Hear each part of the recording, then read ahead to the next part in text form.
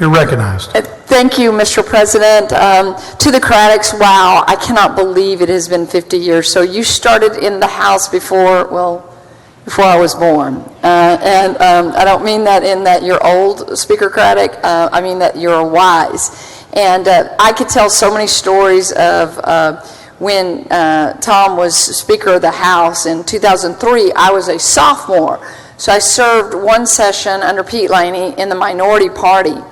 And so many memories in what we did. But in 2001 was a redistricting session. And so I have to tell you that I was in the minority party.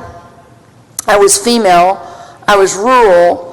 I had no real standing. And I was really struggling with what the maps that the committee had drawn. It was going to be very bad for me. I was never going to get reelected.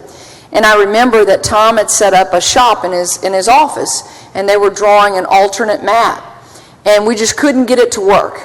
And Tom looked at Ken George and the group that was sitting there, and he said, "You will stay here all night until you draw a map that she can run in. Do I make myself clear? The lights are on. Don't leave this office until there's a map that she can get reelected in."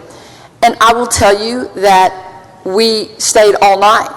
And when you're working on those maps and all of a sudden just something popped up, and it ended up being Walker, Grimes, Washington, and Austin County, which I served that 10-year period in, which was a time that I really, kind of got to grow up as a state representative. And it wouldn't have happened without Speaker Craddick and his determination. And, the opportunity to serve on appropriations with you at a time when we started with zeros in the budget. Many of you don't understand, but in 2003, we were told the revenue estimate came in right as we were going into session. He was going to be the first Republican speaker since Reconstruction, and we were $9.9 billion short.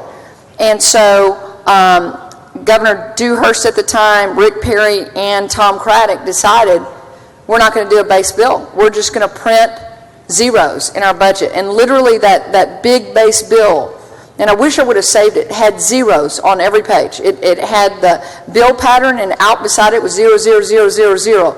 And I do want y'all to know that we worked every Saturday and Sunday. Jose Menendez, you remember that. We were on appropriations, and we started with zeros, and we literally at one point in my work group, we asked the Texas Department of Criminal Justice how much money they spend on aluminum foil. I mean that. How much money do you spend? I mean, we got down into the specific items, and that is how hard we worked that session to craft a budget without raising taxes to keep Texas on a path of success. And I told Tom the other day, I said, y'all might know that he and I are arguing over eminent domain right now. And I actually thought I was going to be really smart, and I was going to hold up his Midland Hospital district as leverage. Well, Tom has the last laugh. I could have a crime victims bill, and he'd put his Midland Hospital on it as an amendment. So I have like 15 Midland Hospital amendments on all my bills. But the thing I was telling Tom the other day is that really and truly you crafted who I became as a legislator. Maybe that's not always good, but yeah, I know. And we get to go to one more big conference committee, but it's so important to understand that your determination, your tenacity, has shaped the Texas miracle. And I mean that. Tort reform. People ask me what was the most important bill I've ever voted on in my life.